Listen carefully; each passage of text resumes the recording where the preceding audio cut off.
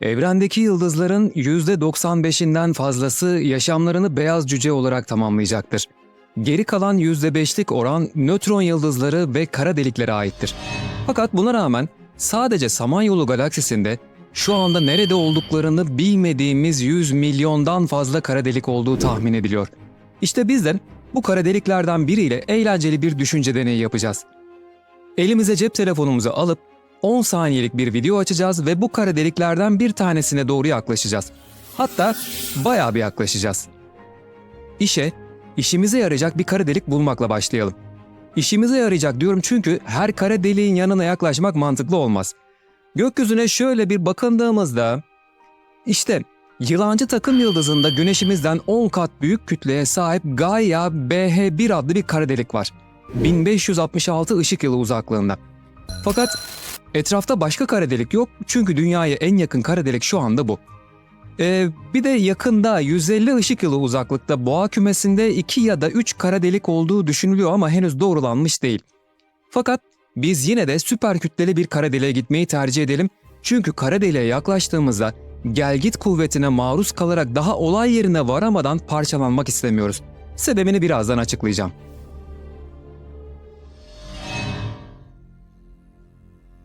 Galaksimizin merkezindeki 4 milyon güneş kütleli Sagittarius A bizim için mükemmel bir seçim. Varış mesafesini kontrol edelim. O bayağı var, 26 bin ışık yılı uzaklıktaymış. Işık hızıyla bile gitsek bayağı sürüyor. Bu sebeple ışıktan hızlı gitmemiz gerekiyor. Evet.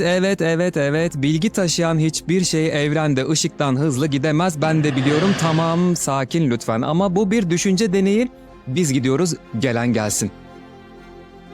Gözlerimizi açtığımızda karşımızda işte tüm ihtişamı ile süper kütleli kara delik Sagittarius A duruyor. Fakat sizin de dikkatinizi çekti mi? Bulunduğumuz yerdeyken kara deliğin içine çekilmiyoruz. Hatta çekim açısından hiçbir şey hissetmiyoruz. Artık veda vakti geldi. Sizi burada bırakıp ben kara deliğe doğru tek başıma ilerlemeye başlayacağım ve belirli bir mesafeye geldiğimde cep telefonumdaki 10 saniyelik videoyu açıp izlemeye başlayacağım. Önce kendi bakış açımdan gördüklerimi ve deneyimlerimi, daha sonra ise sizin gördüklerinizi anlatıyor olacağım. İşte gidiyorum. Cep telefonumdaki videoyu henüz açmadım.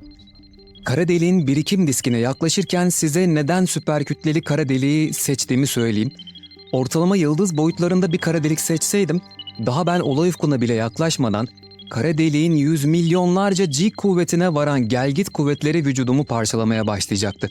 Fakat süper kütleli kara delikler çok daha merhametli. Bir kara deliğin, yani Sagittarius A'nın gelgit kuvveti dünyada deneyimlediğimiz normal yerçekimi kuvveti olan G'nin 1/1000'den daha az. Şu anda sadece hafif bir çekiş hissediyorum, hepsi o. Olayın detayını merak edenler için şunu söyleyebilirim. Gelgit kuvvetleri uzaklığın ters küpü şeklinde azalıyor. Yani kara deliğin kütlesi ne kadar büyük olursa olay ufku yarıçapı da o kadar büyüyor, fakat gelgit etkisi ters küp şeklinde azalıyor. Yani bu yüzden süper kütleli kara deliklere parçalanmadan çok daha fazla yaklaşabilirsiniz.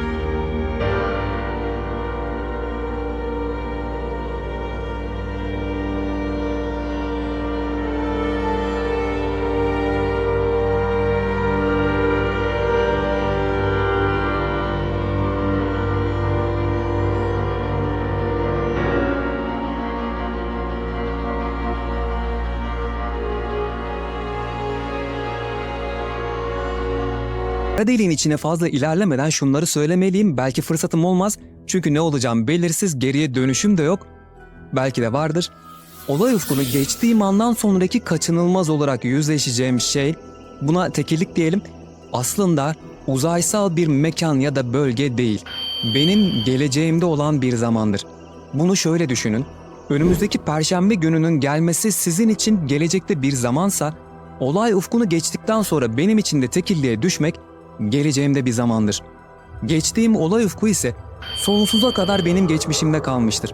İçine düştüğüm bu zaman sıkışmasından ve döngüsünden çıkmanın herhangi bir yolu var mı? Bunun bir düşünce deneyi olduğunu unutmayın. Evet, teorik olarak kara delikten çıkmanın sadece bir yolu var. Olay ufkundan kaçabilmek için zamanda geçmişe seyahat etmelisiniz. Zamansal olarak geçmişinizde kalan olay ufkunu aşmanın tek yolu geçmişe gitmek.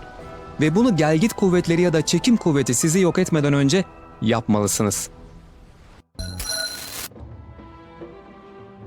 Kara deliğin içindeyken cep telefonumdaki videoyu tekrar oynatıyorum. Değişen bir şey yok, ne hızlanma ne yavaşlama. Her şey 10 saniyede bitiyor. Benzer şekilde hareketlerimde de bir ağırlaşma, ağır çekimde olma durumu da yok. Anlaşılan o ki her nerede ve ne durumda olursam olayım, zaman kendi referans çerçevemde, yani bende ve benimle birlikte olan her şeyde bana göre hep aynı akıyor. Hiçbir şey değişmiyor, yavaşlamıyor ya da hızlanmıyor. Kara deliğin dışında da olsam, yaklaşsam da, içine de düşsem 10 saniye benim için her zaman 10 saniye. Zamanda yolculuk yeteneğimi kullanarak, evet öyle bir yeteneğim var. Var işte, anlatıyorum. Zamanda yolculuk yeteneğimi kullanarak geçmişe gidiyorum ve nihayet özgürüm. Kara deliğin dışındayım. Geçmişe seyahatim esnasında da videoyu oynattım fakat ısrarla salisesi salisesine yine 10 saniye. Kara deliğin dışına çıktığımda ilk farkına vardığım şey hiçlik. Bomboş, karanlık, ıssız bir evren. Siz de yoksunuz. Etrafta hiçbir şey yok. Ne galaksi, ne yıldızlar, ne başka gök cisimleri. Gözüm sadece çok uzaklarda, yalnız, küçük bir cüce yıldıza takılıyor. Fakat o da ölmek üzere. İşte o an anlıyorum ki kara delikten geçmişe yolculuk yaparak kurtulduğum halde dışarıdaki evrende trilyon yıl geçmiş ki gördüğüm o cüce yıldız ömrünün sonuna gelmiş. Çünkü güneş kütlesinin 1/10 kadar olan kırmızı bir cüce yıldızın teorik ömrü 1 trilyon yıldan fazladır. Kara delikten kurtulmanın bedeli evrenin trilyonlarca yıl sonrasındaki ölümüne tanık olmaktır. Yani gelecekte tek başıma sürgündeyim.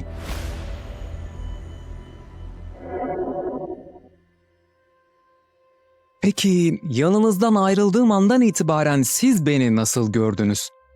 Uzaklaşmamla birlikte kara deliğe yaklaştıkça artan kütle çekiminin etkisiyle zaman genleşmesinden ötürü beni bir noktadan sonra ağır çekimde görmeye başlardınız. Hareketlerim, ilerleyişim, göz kırpmam, her şeyim ama her şeyim sanki bal kavanozunun içinde hareket etmeye çalışıyormuşum gibi yavaş görünürdü size. Videoyu açtığım o anda eğer elimdeki videoyu görebilseydiniz o da yavaş çekimde olurdu. Aynı zamanda benden size ulaşan ışınlar kırmızıya doğru kayacaktı. İlerlemem devam ettiği sürece beni daha da yavaşlamış görecektiniz. Benim geçerken fark etmediğim olay ufku sınırına yaklaştığım zaman ise hareketlerim ve ilerleyişim o kadar yavaşlayacaktı ki hareket ettiğimi dahi anlayamayacaktınız. Olay ufkunu geçtiğim anda ise tümüyle donmuş görünürdüm size, kesinlikle ufku geçtiğimi göremezdiniz.